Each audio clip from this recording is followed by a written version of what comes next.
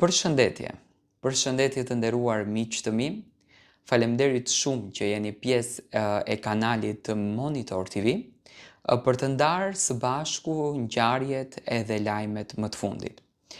Dua tani të flas për një lajm i cili sot ka zënë një pjesë të rëndësishme, por të pakuptimt për mendimin tim, në mediat roz, se çfarë afërsie dhe çfarë mund ta ketë Arbana Osmani Mimoza Ahmetin.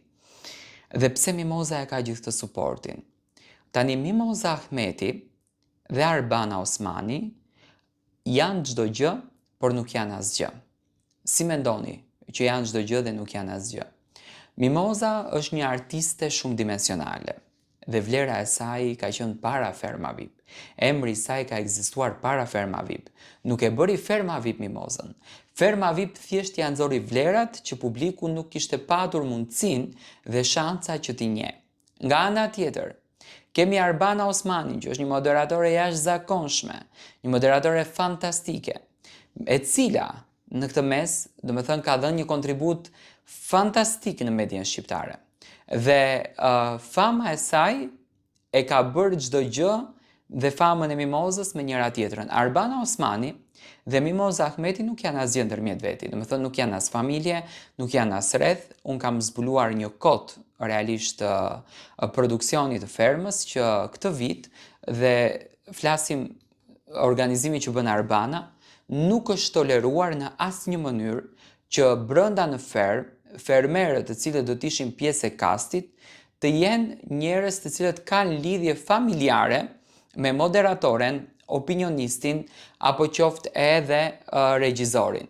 Tani, shoqëri është më se normale, sepse janë pikërisht ato VIP-a, bëhet fjalë për ferma VIP dhe normal që Ermali do ketë shok Ilirin, do ketë shok pa marrë parasysh tash Klodin e dikë tjetër që kanë hyrë në fermë, por familje që do me thënë të kenë ndikim në fermë, nuk ka asnjëri dhe për këtë gjë vlerësoj.